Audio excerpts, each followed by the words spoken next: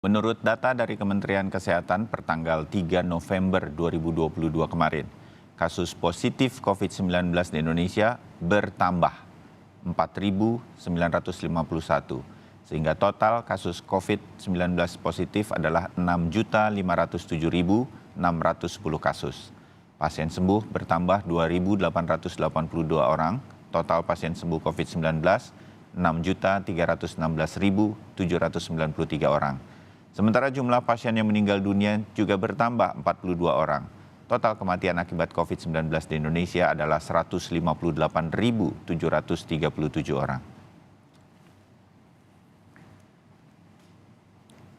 Dan saudara, kami meminta Anda untuk mengikuti atau dekat dengan layar Kompas TV karena kami akan segera berbincang mengenai tren kasus COVID-19 di Indonesia yang kembali meningkat. Angka kasus positif baru mencapai angka tertinggi sejak bulan Agustus 2002. Nah, kita sudah bersama juru bicara Satuan Tugas atau Satgas Penanganan COVID-19, Profesor Wiku Adhisa Smito. Prof. Wiku, selamat pagi, salam sehat. Selamat pagi, salam sehat untuk semuanya. Ya, Prof, terima kasih waktunya.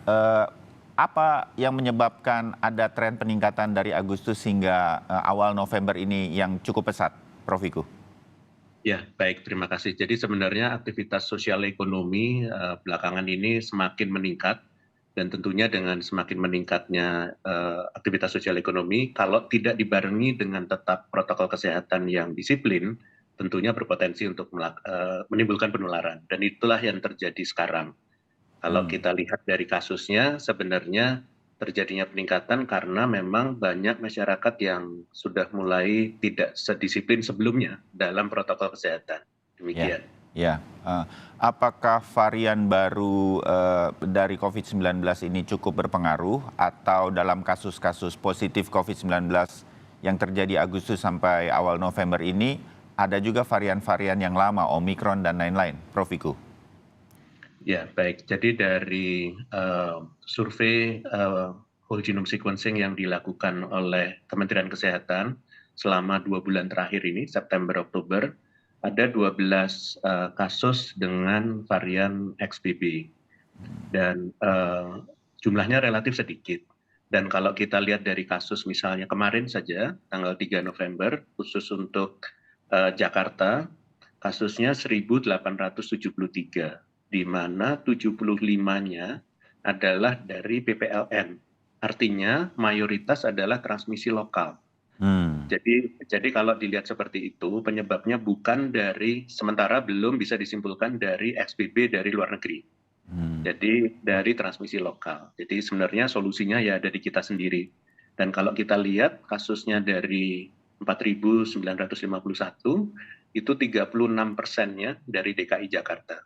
Jadi kalau masyarakat di DKI Jakarta meningkatkan protokol kesehatannya dengan baik, pasti kasusnya turunnya drastis. Jadi mari kita disiplinkan kembali protokol kesehatan tanpa harus mengurangi aktivitas sosial ekonominya. Jadi aktivitas sosial ekonomi tetap saja, tapi kedisiplinan yang kita sudah lihat semuanya juga banyak yang sudah mulai kendor, atau kalau pakai masker juga misalnya contoh ya, pakai masker tapi sering juga dilepas atau menggunakannya setengah hati gitulah, karena mungkin tidak nyaman juga ya. Tapi kita harus tahu masih pandemi dunia ini, jadi kita harus tetap hati-hati sambil menjalankan kegiatan sosial ekonomi. Oh, jadi protokol kesehatannya ditingkatkan lagi, terutama kita semua, termasuk saya, karena saya juga warga DKI dan sekitarnya, berkaitan dengan peningkatan paling tinggi ini terjadi di wilayah DKI Jakarta. Mudah-mudahan ini bisa didengarkan, karena langsung Prof. Wiku yang menyampaikannya juga sebagai sebuah peringatan bersama.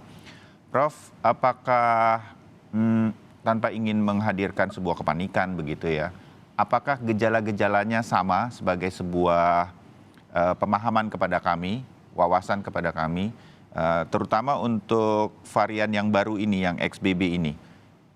Atau gejala-gejala apa yang kita harus waspadai sehingga kemudian, kalau seperti ini nih, gejala-gejala seperti ini, lebih baik kita menahan diri untuk tidak keluar. Seperti tadi juga disampaikan oleh Ibu Erlina. Prof. Wiku. Ya. Ya, jadi kalau kita lihat dari gejalanya tadi sudah disampaikan oleh PBID melalui Dr. Erlina, jadi terima kasih. Seperti masih sama saja, cuman dan tidak parah. Artinya Hmm, semua yang terkena relatif juga sembuh. Apalagi vaksinasinya kalau sampai dengan booster, itu pasti perlindungannya lebih baik. Dan kalau kita lihat di negara lain termasuk Singapura, juga kasusnya relatif ringan. Meskipun kalau meningkat kasusnya ya penggunaan rumah sakitnya juga pasti juga bertambah. ya. Dan mungkin saya ingin mengingatkan warga, kalau kita lihat dari data ya, beberapa hari terakhir ini kasus kematiannya tinggi justru dari Jawa Tengah dibanding Hmm, daerah lain. Padahal kasus di Jawa Tengah sekitar 200 sampai 300 per hari dibandingkan 1.800-an dari DKI. Artinya yang kena di daerah Jawa Tengah ini cukup fatal. Siapakah mereka? Setelah kami telusuri dari cakupan boosternya di lansia, ternyata masih rendah. Jadi hmm, mohon untuk khusus Jawa Tengah agar segera melakukan booster kepada orang-orang yang lansia dan komorbid untuk melindunginya supaya kematiannya tidak tinggi.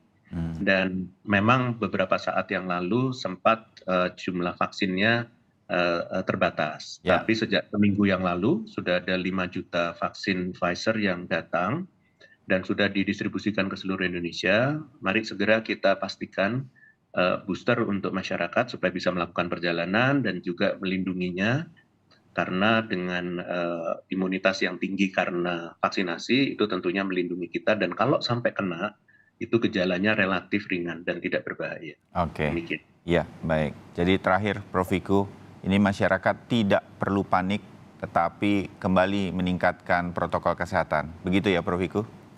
Ya, dan pesan kami ini kan bulan November, sebentar lagi akhir tahun, 2 bulan. Jadi Hmm, Natal dan Tahun Baru itu pasti mobilitas masyarakat sangat tinggi, aktivitas ekonomi tinggi.